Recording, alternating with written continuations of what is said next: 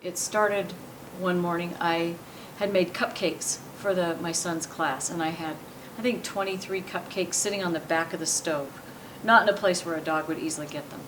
And I left and came back, and a few minutes later, exactly 3 cupcakes were gone, and I had 3 dogs. And no wrappers, no crumbs, no nothing. It was just like somebody just neatly chose 3 cupcakes. And so that's the first story in here, Man's Best Friend, and I built on that. We had a dog named in the book, he's Steve.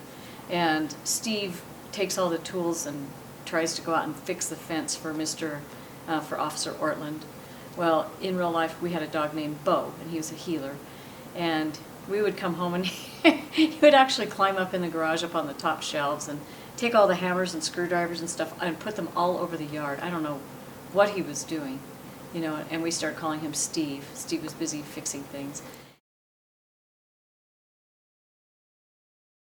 Truthfully, probably 25 years, but it wasn't that it really took that long to write. It's just something that I had written, and it was back before I had a real computer. And I ran across the hard copies a year and a half ago. They were still typed up off of an old typewriter. And I took them out and I retyped them. I input them into my computer and added a few stories. I added some little vignettes at the end of every chapter and stuff like that. So added to it, and a couple of other stories in there that to flesh it out a little bit.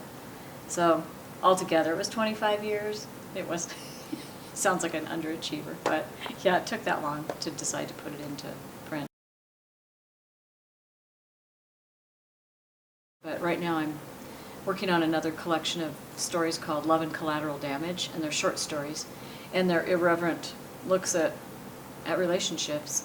And I've started disseminating those to magazines, so they're getting published individually. Another story I'm working on, I've done this story over and over again for the last 15 years. It's a story about a girl in the Civil War. Her name's Irene. She's a Southern girl. She's not your Southern belle girl. She lives with a family up in a little hollow, and her dad is trying to create the perfect whiskey. He's a dreamer, and she ends up fighting in the war as a soldier.